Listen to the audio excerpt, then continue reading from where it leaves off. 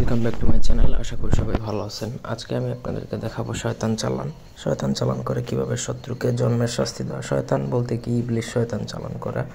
এটা কিতাবুল ফিরআউনের বিদ্যা, ভয়ঙ্কর লেভেলের কুফরি কালাম। এটা অন্যায়ভাবে বা ছোটোখাটো কোনো কাজে প্রয়োগ করতে যাবেন না। ব্যক্তিগত যে কোনো প্রয়োজন বা যে কোনো কাজের জন্য স্ক্রিনে দেওয়া নাম্বারে সরাসরি ফোনে বা হোয়াটসঅ্যাপে যোগাযোগ করে যে কোনো কাজ করাতে পারবেন, দেশে বা দেশের বাইরে থেকে।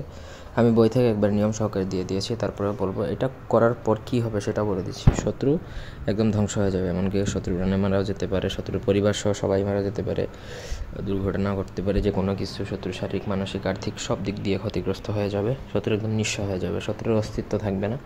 এই জন্য আমি বারবার বলতেছি অন্যায়ভাবে বা ছোটোখাটো বিষয়টা প্রয়োগ করতে যাবেন না, ঠিক আছে? তো শয়তান দ্বারা যদি আপনি কষ্টটা দিতে চান শত্রুকে, তাহলে এই তসবিরটা আপনি যে কোনো বুধবার আপনি ওয়ার্কা আবিদ আঁকবেন। ওয়ার্কা আবিদ মানে হচ্ছে বুঝপাতা, এবং এটা লিখতে হবে হচ্ছে অরিজিনাল গুরুজন কালি দ্বারা। গুরুজন কালিদের সাথে আপনি জাফরান মিশাতে পারেন, গুরুজনের অনেক দাম। আপনার চাইলে এগুলো আমাদের থেকে নিতে পারেন।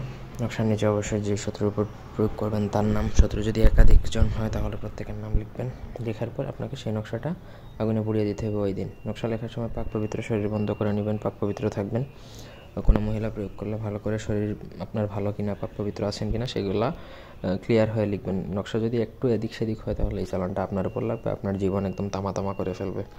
সো ছোটোখাটো বিষয়ে এই বিদ্যা ভুলেও প্রয়োগ করতে যাবেন না, খুবই ভয়ঙ্কর। আমরা নিজেরাও এটা প্রয়োগ করতে কিন্তু 6বার 9বার চিন্তা করে কাজ করি। এই জন্য বারবার বলতেছি এটা অন্যায়ভাবে বা ছোটোখাটো বিষয়ে প্রয়োগ করতে যাবেন না। পোড়ানোর আপনি 3 থেকে 7 দিনের মধ্যেই খেলা শুরু হয়ে যাবে, তারপরে আপনার আর কিছু করার নাই। এই ছিল আজকের ভিডিও। ধন্যবাদ সবাইকে।